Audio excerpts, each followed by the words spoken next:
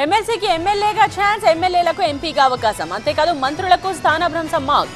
మూడో జాబితాలో minister జయరాంకు Kurnool MP స్థానాన్ని కేటాయించారు.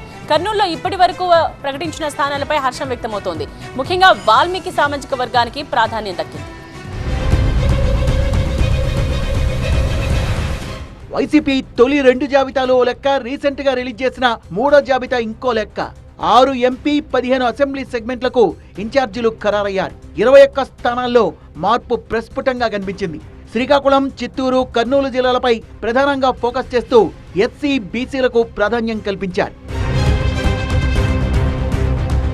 మూడో జాబితాలో రాయలసీమ కోట 10 స్థానాలు. ముఖ్యంగా కర్నూలు జిల్లాలో భారీ మార్పులు కనిపించాయి. ఇప్పటివరకు కర్నూలు ఎంపీ సహా 3 సిట్టింగ్ ఎమ్మెల్యేల్ని మార్చేశారు. సిట్టింగ్ ఎంపీ సంజీవ్ కుమార్ స్థానంలో మూడో జాబితాలో కర్నూలు లోక్సభ ఇన్ఛార్జిగా మంత్రి గుమ్మనూరి జయరాంను నియమించారు. గత అసెంబ్లీ ఎన్నికల్లో జయరాం ఆలూరు నుంచి గెలిచి మంత్రయ్యారు. ఇప్పుడు ఎంపీగా ప్రమోషన్ దక్కింది. జయరాం స్థానంలో చిప్పగిరి జెడ్పీటీసీ విరూపాక్షను ఆలూరు ఇన్ఛార్జిగా నియమించింది YCP high command. SC reserved Kodumuru నియోజకవర్గంలో సిట్టింగ్ ఎమ్మెల్యే సుధాకర్ అయితే మూడో జాబితాలో మంత్రి ఆదిమూలపు సురేష్ సోదరుడు డాక్టర్ సతీష్ ను కోడుమూరు ఇన్ఛార్జిగా నియమించారు.